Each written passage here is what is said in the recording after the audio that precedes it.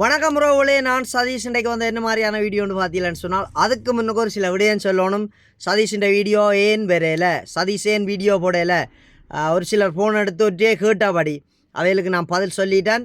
அதே மாதிரி ஃபோன் எடுத்து கேட்க முடியாத உறவுகளுக்கும் சொல்லணும் ஏன் சதீஷ் வீடியோ போடையில. பெரிய ஒரு பிரச்சனைகளோ பெரிய ஒரு இதுவும் இல்லை. ஒரு சில உறவுகள் என்னை கேட்டது, சதீஷ் உங்களுக்கு அர்ஜுனா அண்ணா பற்றி சப்போர்ட் பண்ணி கதைக்கிறதால ஏதாச்சும் பிரச்சனையா, இல்லை யாரும் ஃபோன் எடுத்ததும் குழம்பினமா, இல்லாட்டிக்கு ஒரு அண்ணாரால் ஃபோன் எடுத்து கேட்டார், சதீஷ் என்ன நீங்களும் பில போயிட்டீங்களாண்டு, ஏனண்ணா அப்படி என்றார்.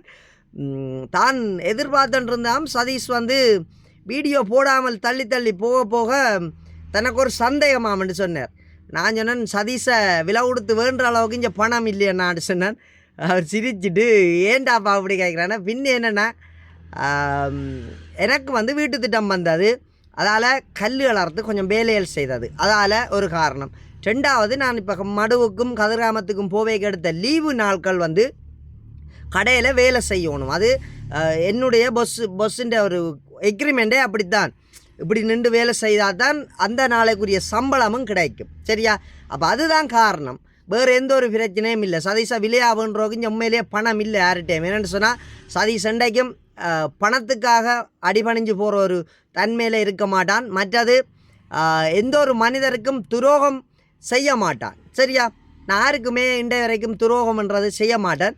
அது செத்தத்திலே அப்படித்தான். இந்த செத்தம்னு சொல்லுவாங்களே, அந்த செத்தமே அப்படித்தான். எல்லாரையும் நம்பி ஏமாந்து போகிற ஒழிய யாருக்கும் துரோகம் செய்ய மாட்டான். ஆனால் என்னையே ஏமாத்தினவங்க நல்லா இருப்பாங்களான்னு கேட்டால் இருக்க மாட்டாங்க. ஓகே, சந்தோஷமாக இந்த விடயத்தை முடிச்சு கொண்டு என்ன வீடியோ போடணும், இன்றைக்கு என்ன கதைக்கணும் அப்படின்றது. என்னென்னு சொன்னால், வீடியோக்குள்ளேயும் வந்து சும்மா கதைச்சிட்டு யூடியூப்பில் காசு வருமென்றக்காண்டி கதைச்சிட்டு போகிற அளவுக்கு சதீஷின் குணம் இருக்காது. அதுக்கு என்ன உதாரணம், சதீஷின் வீடியோ பார்க்குற உறவுகள் ஏமாந்து வீடியோ பார்க்கக்கூடாது, பேக்காட்டி சும்மாறு வீடியோவை போடக்கூடாது. எனக்கு அது உண்மையிலேயே பிடிக்காத ஒரு விஷயம். என்னை சப்ஸ்கிரைப் பண்ணி வச்சுக்கிற இந்த வீடியோ பார்க்குற உறவுகளுக்கு உண்மையாக இருக்கணும் அப்படின்றதா என்னுடைய ஒரு நோக்கம். அதால் தான் நான் ஒரு சில வீடியோக்கள் அப்படி இப்போ இப்படித்தானே அர்ஜுனா அண்ணாவுக்கு சப்போர்ட் பண்ணி கதைக்கிறேன்னு சொன்னால், அர்ஜுனா அண்ணாவுக்காக எதிராக வர வீடியோக்கள், எதிராளிகள், அவர்களை விமர்சிப்பேன், அவர்களுடைய சில விடயங்களை சுட்டி காட்டி கதைப்பேன். அடுத்த விஷயம் வந்து அண்ணான்ற நல்ல விடயங்களை மக்கள்கிட்ட கொண்டே சேர்ப்பேன். அவ்வளவுதான் எனக்கு தெரிஞ்ச ஒரு வீடியோ போடுறது. நான் வந்து செய்தி வாசிக்கிற ஆளோ இல்லைன்னு சொன்னால் ஒரு கண்டென்ட்டுக்காக வீடியோ போடுறாளோ இல்லை, எல்லாருக்கும் தெரிந்தானே. நான் இது வந்து அர்ஜுனா அண்ணான்ற ஒரு நல்ல விடயங்களை கதைச்சு கொண்டு போகணுமன்றதான் நான் ஒரு விட்டு நான் செய்ய வலிக்கிட்ட ஒரு விஷயம். அப்போ எனக்கு அதுதான் தெரியும். இப்போ அண்ணா பற்றி யாராச்சும் அவதூறு பரப்பி கொண்டு வந்தால் அவர்களை எதிர்த்து கேள்வி கேட்க முடியும் என்னால்.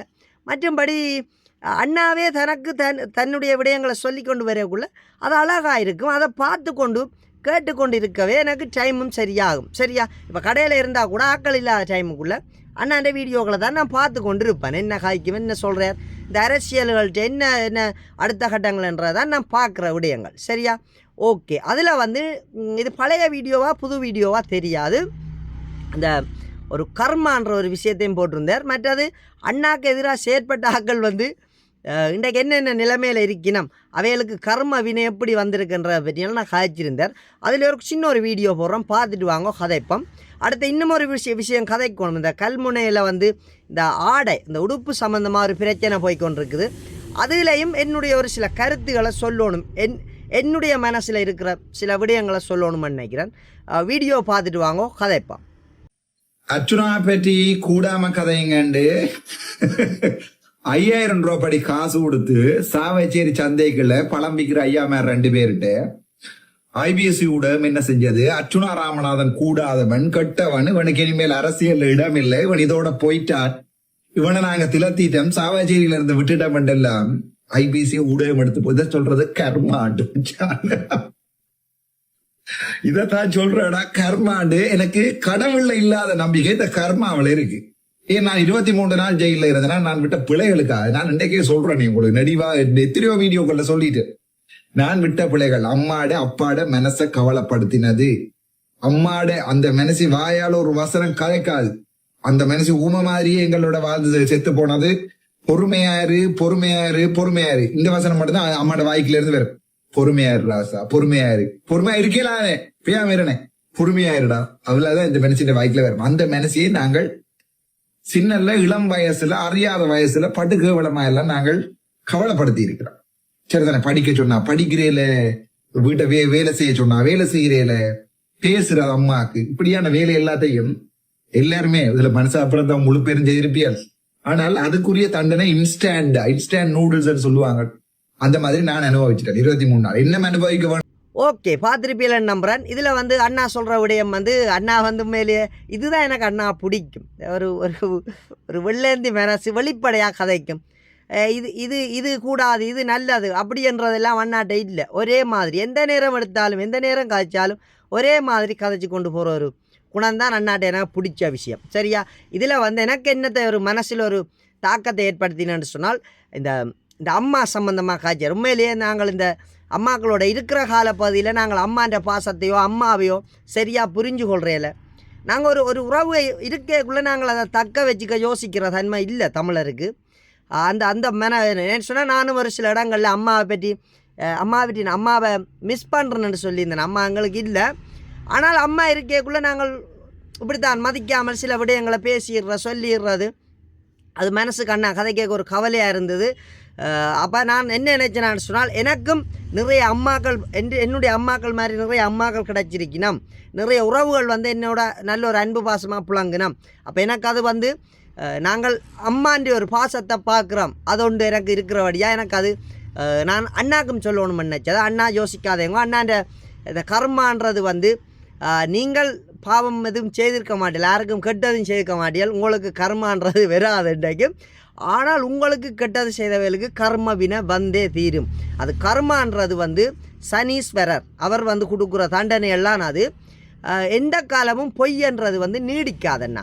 இப்போ இவங்கள் இந்த மீடியாக்காரர் வந்து எப்போவோ இந்த பொய்யை சொல்லி கூடாத விஷயங்களை சொல்லி வராங்கன்னு சொன்னால் அது என்றைக்கு நிலை நிற்காது. அதை பற்றி நீங்கள் யோசிக்காமல் உங்களுடைய பயணத்தில் நீங்கள் ஒரே நேர்கோட்டு பாதையாக போய்கொண்டிருங்கோ. அதான் நான் சொல்லுவேன். தம்பி என்றைக்கும் கடவுளை கும்பிடுக உங்களை நினச்சி கும்பிட்டு தான் வருவான். அது நல்லது நடக்கும். அதை நான் இதில் சொல்லிக்கொள்கிறேன். மற்றது வந்து இந்த சந்தைக்குள்ளே இந்த விஷயம் நானும் அறிஞ்சினா இந்த காசு கொடுத்து அண்ணாவை கூட மாதிரி கதைக்க சொல்லி தானே கதைச்சாக்கள் இருக்கினா. ஆனால் அவையிலே பிறகு அண்ணாவை புகழ்ந்து தள்ளி கொண்டிருந்தவள் தள்ளுற காலம் பெறும் மிச்சாக்கள் அதுவும் நாங்கள் ஏற்படுத்துவோம். அதை நீங்கள் யோசிக்காதேங்கோ. மற்றொரு விடயம் என்னென்னு சொன்னால் இந்த கல்முனை வைத்தியசாலையில் வந்து இந்த உடுப்பு போடுறவர் சம்மந்தமாக இது போகுது. இது வந்து மக்கள் நினைக்கிற மாதிரி இது வந்து உடுப்பு சம்மந்தமாக தான் இந்த பிரச்சனை போகுதான்னு கேட்டால் இல்லை. இதுக்குள்ளே ஒரு அரசியல் இருக்குது. இந்த அரசியலில் இனம் மதம் வேறுபட்டு பிரித்து ஒரு சின்ன ஒரு குழப்பத்தை கொண்டு வந்து பார்க்கலாம்ன்றது வந்து ஒரு சில கட்சி ஒரு சில ஆக்கட்சி ஒரு நடவடிக்கைகள். இது அரசியல் பார்வையில் பார்த்தால் நிறைய பேருக்கு விஷயம் விளங்கும். இந்த இதுலேயும் ஒரு சின்ன வீடியோ ஒன்று போடுறோம், பார்த்துட்டு வாங்க சொல்கிறேன் விஷயமா. அனைவருக்கும் காலை வணக்கம். எங்கள் வைத்தியசாலையில் 2026/8/6 எங்களது சிற்றூழியர்கள் கடமைக்கு அமர்த்தப்பட்டுள்ளார்கள். அவர்கள் நாங்கள் இதுவரை காலமும் எங்களுக்கென்று சீருடைகள் இதுதான் என்ற அடிப்படையில் எங்களுக்கு சீருடை வழங்கப்பட்டிருக்கிறது.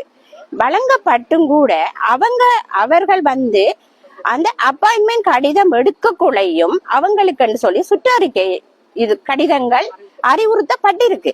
அப்படி பட்டிருந்த போதும் எங்களது வைத்தியசாலையில் வந்து எங்களை குழப்புவதன் நோக்கத்தோட அவர்களுடைய சீருடையைத்தான் நாங்கள் அணிவோம், இதுதான் எங்களுடைய கலாச்சாரம் என்று சொல்லி எங்களை இழிவுபடுத்தி எங்களுக்கு வரும் நோயாளர்கள் இனவத மேதமின்றிதான் இங்கு வைத்தியசாலையில் நோயாளர் சிகிச்சை பெற்று வருகிறார்கள்.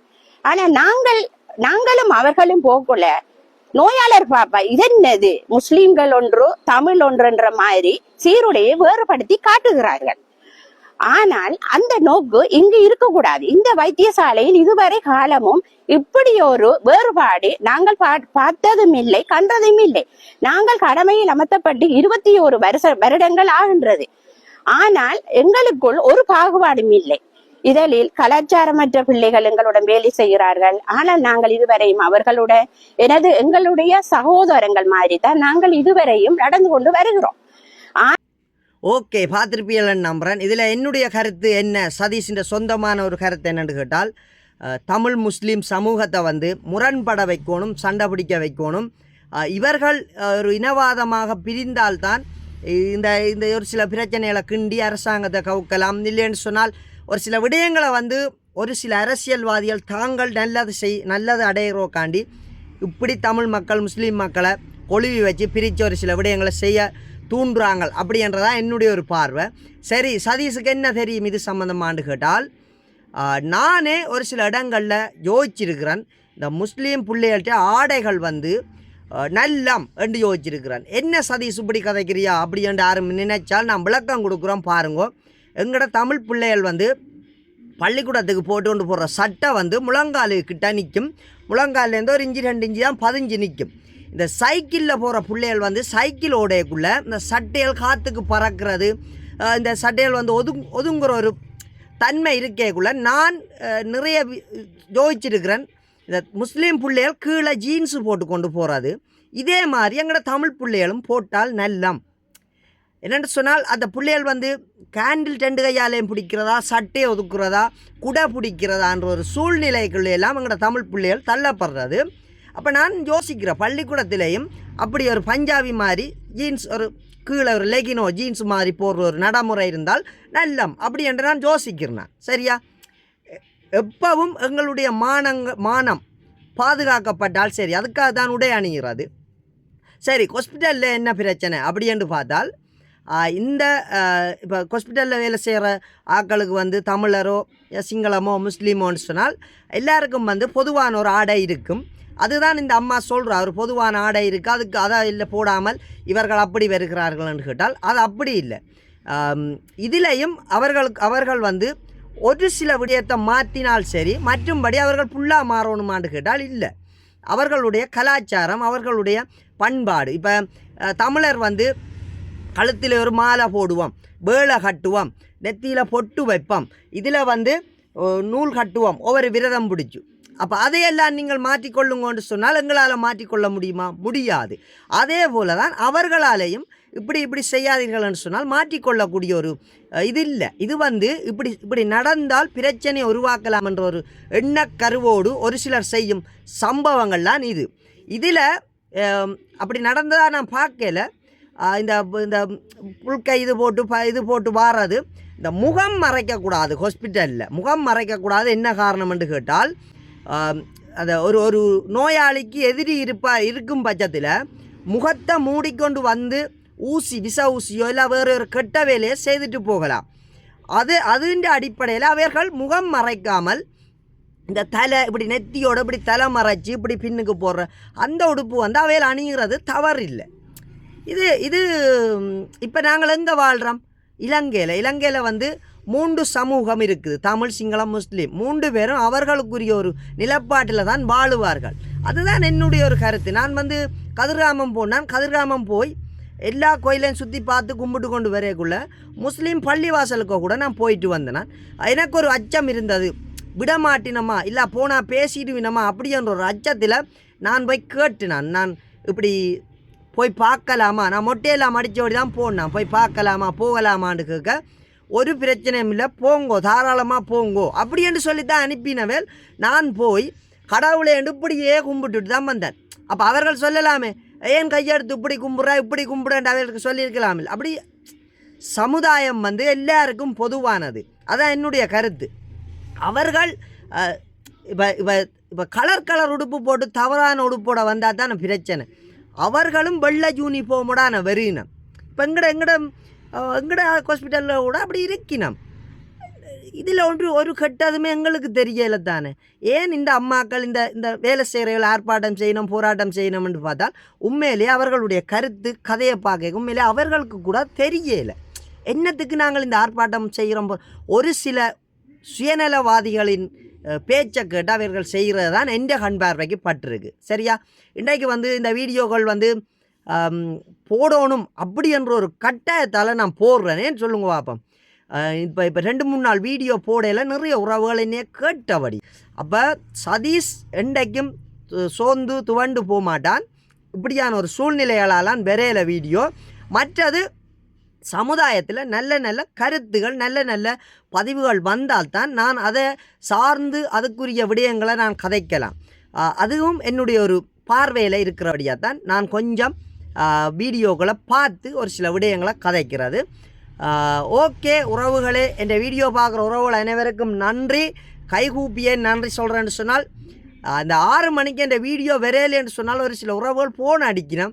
அவர்களுக்கெல்லாம் நன்றி. இதுதான் காரணம். என்னுடைய வேலைகள் இப்படியே படிப்படியாக நான் குறைச்சி கொண்டு வந்துட்டேன். நான் சொன்னான் தானே, இனி அர்ச்சுனா அண்ணா யாழ்ப்பாணம் வந்து ஏதாச்சும் மீட்டிங் இல்லைன்னு சொன்னால், ஏதாச்சும் ஒரு ப்ரோக்ராம் ஏதாச்சும் ஒரு நிகழ்வில் அண்ணா போகும் நிற்கும் என்று சொன்னால் அந்த இடத்துக்கு சதீஷும் போவான். அது எந்த பெரிய வேலையாக இருந்தாலும் சதீஷு போவான், போய் நிற்பான். அண்ணாவுக்கான குரல் ஓங்கி ஒலிக்கும் மட்டும் குரல் கொடுப்பேன் என்றதான் என்னுடைய ஒரு கருத்து. ஓகே உறவுகளே, என் வீடியோ பார்க்குற உறவுகள் அனைவருக்கும் நன்றி. மீண்டும் ஒரு காணொளியில் சந்திக்கும் வரை உங்களிடமிருந்து விடைபெறுவது உங்கள் சதீஷ். நன்றி உறவுகளே.